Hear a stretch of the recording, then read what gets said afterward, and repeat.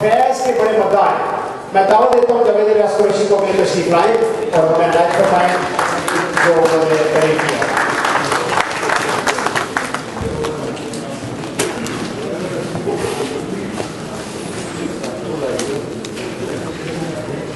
अस्सलाम वालेकुम दोस्तों, मेहमान गिरामी, सबसे पहले तो मैं अनवर मसूद साहब का तहरीर से शुक्रिया अदा करता हूँ और साथ सदर मिर्जा का भी इतनी मसरूफ जिंदगी में इतनी दूर दूर से और इतनी चाहत और मोहब्बत के साथ बार्सिलोना मिलाई। अनवर मसूद जैसे अजीम शायर को आज अपने सबके दरमियान पाकर मुझे खुशी हो रही है। मुझे यकीन है अनवर मसूद साहब की फैज साहब से मुलाकातें भी हुई होंगी और लाख की किसी मुशायरे में इकट्ठे हिस्सा भी लिया होगा। ये सब कुछ हम आपकी जुबानी सुनना पसंद करेंगे। सदर मिर्जा साहबा का मैं दिल की गहराइयों के साथ शुक्रिया अदा करता हूँ कि इन्होंने फैज साहब के हवाले से किताब पेश में तहरीर की है। मेरे ख्याल में ऐसे ही है। मेरे नज़दीक आजकल पाकिस्तान के हालात जिस तरह के हैं और आलमी तौर पर जिस चीज़ में हमने शोहरत हासिल कर ली है, इस किस्म की किताब का लिखना वाकई बहुत जरूरी था। फैज साहब के दो शारा करता हूँ। गम हर हालत में मुहलिक है, अपना हो या और किसी का, क्यों ना जहाँ का गम अपना ले, बाद में सब तकदीरें। बार्सिलोना में अपनी सरगर्मियाँ बहुत ही महंगी होती हैं और जो थोड़ी बहुत होती हैं वो सहमी और इंतहाई झगड़ी हुई होती है। बार्सिलोना के इंतहाई घुटन के माहौल में राजा शफीक साहब बड़ी मेहनतों का इंतखाब करके दर की मदद के लिए बड़ा काम कर रहे हैं। रेडियो की बंदिश के बावजूद राजा शफीक साहब ने हिम्मत नहीं हारी। रेडियो के नेट पर चले जाने के बावजूद रेडियो पर अक्सर अपनी महफिलों का इंतकाल बाकायदगी के साथ करते रहते हैं। मेरे नजदीक ये सब कुछ राजा शफीक साहब अकेले कभी न कर पाते अगर उनके साथ उनकी टीम मुकम्मल ताउन न करती। उनकी टीम के साथी बगैर किसी लालच के शफीक साहब के साथ मुकम्मल ताउन करते हैं। मेरी दिली ख्वाहिश है कि ये काफिला रफा जमा रहे। आए आज उनकी टीम की हौसला अफजाई भरपूर तालियों के साथ करते हैं।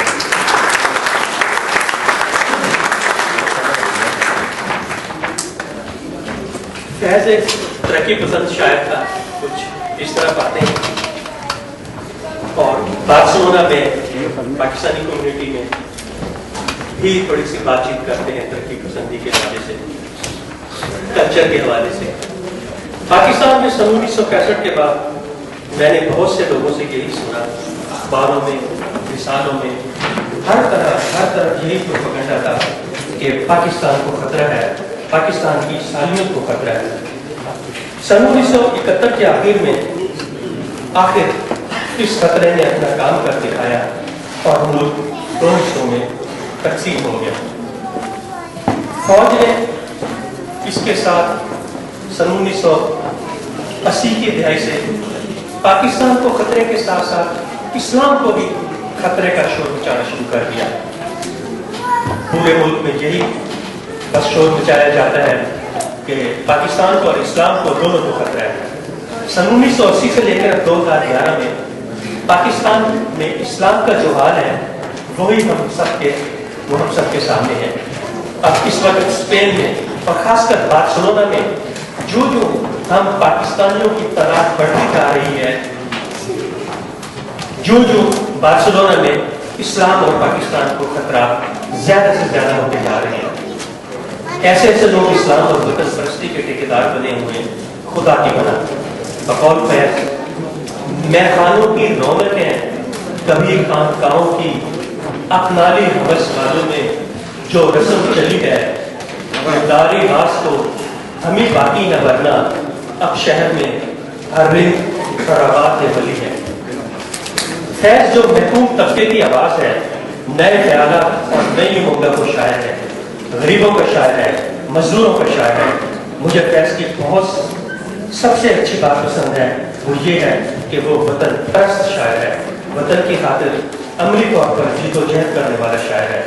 हुकूमत वक्त से खिलाफत की बिना पर फैज साहब को सन 1951 में गिरफ्तार करके जेल में डाल दिया गया और सन 1955 में जेल से रहा हुए। जेल में भी रहते हुए फैज साहब हमेशा मुल्क की तरक्की और तब्दीली के मुतालिक ही सोचा करते थे। बकौल फैज जेल में बुझा जो रोज़ने जिंदा तो दिल ये समझा कि तेरी मांग सितारों से भर गई होगी, चमक उठे सलासल तो हमने जाना कि अब शहर तेरे रुख पर बिखर गई होगी। इनकी राहों में वतन परस्ती मुकम्मल तौर पर सराय कर चुकी थी। उनकी बहुत ज्यादा नज़्मों, गज़लों और अशआर में इसकी वाज़ेह झलक नजर आती है। फैज रब के आगे भी हमेशा अपने वतन के लोगों की ही फलाह बहबूद के लिए दुआ मांगते दिखाई देते हैं। आइए हाथ उठाएं हम भी, हम जिन्हें रस्म दुआ याद नहीं, हम जिन्हें सौदे मोहब्बत के सिवा कोई खुदा याद नहीं, जिनकी आंखों को रुखे सुबह का यारा नहीं, उनकी रातों में कोई शम्मा मुनव्वर कर दे, जिनका दी तैरी जो कसबो रिया है, उनको हिम्मत कुफर मिले, जुर्रत तहकीक मिले, जिनकी कदमों को किसी राह का सहारा नहीं, उनकी नजरों पे कोई राह उजागर कर दे, जिनके सर मुंतजिर तैबो जफा है, उनको दस्त कातिल को झटक देने की तौफीक मिले। फैज साहब ने अंग्रेजी और अरबी में MA किया था। कॉलेज में अंग्रेजी के प्रोफेसर भी रहे। फैज साहब इंतहाई सुलह पसंद इंसान थे। हालात अगर कितने भी तलफ हो जाए वो कभी भरम ना होते थे। सब कुछ तहम्मुल और खामोशी के साथ बर्दाश्त कर लेते थे। एक दफा फैज साहब जेल में ही थे, उनकी बहन की शादी तय पा गई। जिस सुबह बारात आनी थी उसी रात उनके वालिद दिल का दौरा पड़ने की वजह से इंतकाल कर गए। फैज के बड़े भाई एक दफा फैज साहब से मुलाकात करने जेल तशरीफ लाए और जेल में ही हरकत गलत रुक जाने से इंतकाल कर गए। इसकी निशानदेही फैज के कलाम में मिलती है। हम परवरिशे लोहो कलम करते रहेंगे, जो दिल पे गुजरती है रकम करते रहेंगे, मंजूर ये तलकीफ ये सितम हमको गवारा, दम है तो मदाए अलम करते रहेंगे, बाकी है लहू दिल में तो हर इश्क से पैदा, बाकी है लहू दिल में तो हर अश्क से पैदा, रंगे लहू रुखसार सनम करते रहेंगे। पाकिस्तानी कल्चर, हिंदुस्तानी कल्चर, हमारे कल्चर, उनका कल्चर, इन बातों में हमें साजिश के तहत बुझा दिया गया है। अब ये डोर सूरज की नजर नहीं आती। जब भी आई कि बार्सिलोना में प्रवास शुरू की गई तो इफ्तिकार के तौर पर एक दावत का इत्तेमाम किया गया बार्सिलोना में। इस दावत में पाकिस्तानियों के अलावा मुकामी गवर्नमेंट और मुकामी सियासी पार्टी के नुमाइंदे थे। वहाँ पर एक भंगड़ा ग्रुप अपने फन का मुजाहरा किया।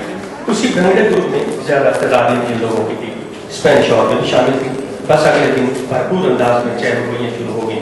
ये दुश्मन मुल्क का कल्चर पेश किया गया है, ये हमारा कल्चर है, ये गैर इस्लामी है, पाकिस्तान को बदनाम करके रख दिया गया है। भाई मेरे, क्या पाकिस्तान में भंगड़ा नहीं डाला जाता? सुर और ताल भी अब इस्लामी और गैर इस्लामी हो गई है। इसी तरह जब रेडियो बार्सिलोना से इंडियन गाने नशर हुआ करते थे तो एक उसके खिलाफ एक तूफान बदतमीजी उठाया गया। ये इंडियन कल्चर है, ये इंडियन कल्चर को यहाँ मारा जा रहा है। फैज साहब के दोस्त मेजर इसाक साहब इसके मुताबिक लिखते हैं, जो मैंने बयान किया है कि फैज साहब पाकिस्तान में बाज हिसाब के इस नजरिए पर बहुत रंजीदा खातिर हुआ करते थे कि हर वो चीज जिसका ताल्लुक हिंदुस्तान से भी है पाकिस्तान के लिए जहर हलाल है। मुल्कों की सियासी और इक़्तिसादी हदें वक्त के तकाज़ों के मुताबिक बदलती रहती हैं, लेकिन एक खतरे ज़मीन के कल्चर, ज़ुबान, अदब, आर्ट, मौसीकी, फन तामीर और दूसरी कदरों का कमाल सैकड़ों हजारों सालों की रियासत के बाद ही तैयार होता है और उसकी बुनियादी तरकीब में तब्दीली आसान नहीं होती। पाकिस्तान और हिंदुस्तान की सियासी टिकामुश्ती कैसी भी सूरत इख्तियार कर जाए, दिल्ली, लखनऊ, हैदराबाद और लाहौर की गंगा जमुनी तहजीबें अपनी जगह कायम रहेंगी।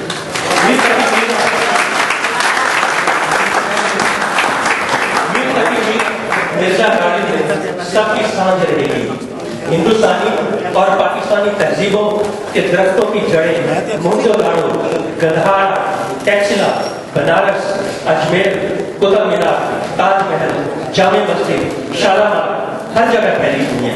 शाखों में कहीं समरकंद तो बुखारा और कहीं अर्ब अजम से आए हुए केवल अपनी बाहर दिखा रहे हैं। दूसरों की जिद में जड़ों को नुकसान पहुंचाना, शाखों की नोक खसूट करना, अपने पांव पर आप कुल्हाड़ी मारना है। एक दफा ऐसा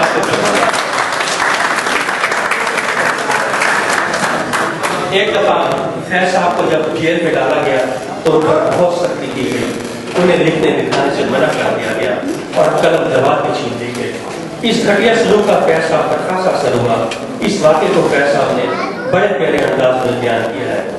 मता है लोहे कलम छीन गई तो क्या गम है कि खून ने दिल में होली ने उंगलियां मैंने जुबान पर बहुत लगी है तो क्या कि रखी है हरल का जंजीर में जुबान मैंने।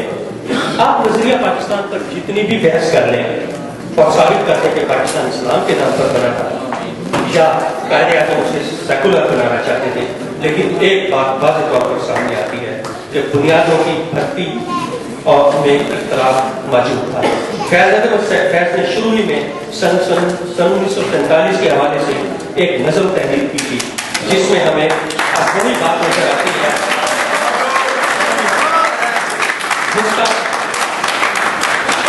जिसका खर्चा फैज साहब ने बहुत पहले जारी कर दिया था। ये वो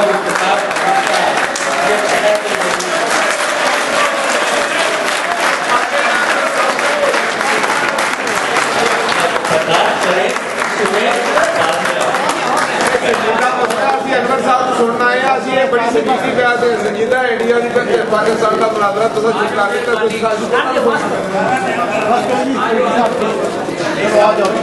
पाकिस्तान के बहुत बड़े पाकिस्तान के चलेगा। पाकिस्तान के सफीर यहाँ पे बैठे हुए हैं। पाकिस्तान की बुनियादों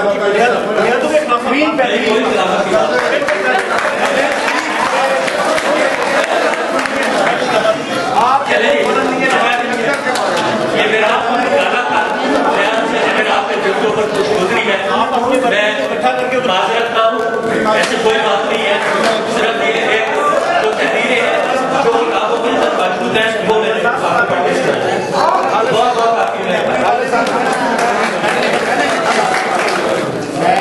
सकता हूँ कि आप समझ से काम लें। देखिए हर आदमी के अपने बुनियाद होते हैं, ठीक है, उनको बाकी की रिस्पेक्ट और बाकी को की रिस्पेक्ट करनी चाहिए। जितना प्यारा प्रोग्राम आपका इंक्लूड करे, मैं जवाब देना चाहता हूँ उसका कि मैंने पाकिस्तान का मेरे सीने पे लिखा। अब मैं दावत देता हूँ, हमारे मेहमान यहाँ पे बैठे हुए हैं, वो क्या सोचेंगे आपके बारे में, और हमारी कौम शायद इसी वजह से इस हालत में है जो हमारे कहने लगा। लेकिन हम आगे चलते हैं जी, भूल जाए इसको और इसको हम बेइज्जती करें। अंतोनी क्रापेज हमारे अपने मेहमान हैं। 64 में शायरी शुरू की और 20 से ज्यादा किताबें शाया कर चुकी हैं। Mexico, Canada, America, France, Argentina, England के अलावा ऐसे मुल्क में मुशायरे पढ़े और लावार्डिया बेवासियों का रिव्यू अबूई में कारगुजारी करते हैं। अदबी सफात में इनकी तहरीर अक्सर शामिल होती है।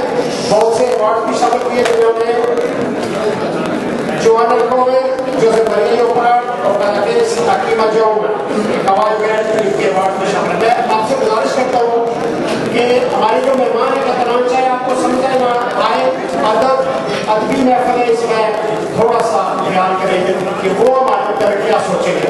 जफर हसन साहब, मैं आपसे गुजारिश करता हूँ please take it easy, please cool down, और मैं दावा देता हूँ voy a invitar al señor Antonio Crapés. La presentación ya la ha hecho en Urdu, pero bueno, ya sabemos que él ha publicado más de 20 libros, él ha ganado muchos premios, ha visitado muchísimos países como poeta, ha participado en muchos seminarios. Le invito al señor Antonio Crapés.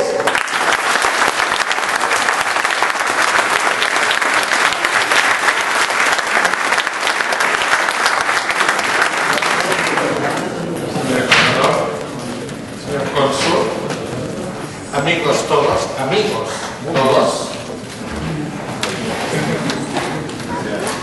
Estoy encantado de estar esta noche compartiendo con todos vosotros, con los poetas que me han precedido, que no puedo decir todos los nombres, y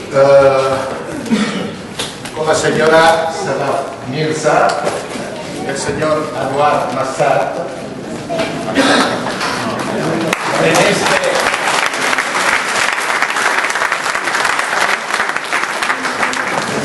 En este homenaje que estamos celebrando en conmemoración del centenario del poeta Faiz Ahmed Faiz. Yo he leído poco de este poeta, pero cuando mi amigo Javid tuvo a bien invitarme a este acto, lo que hice fue buscar en internet cosas de este poeta, lo que tenemos que hacer siempre.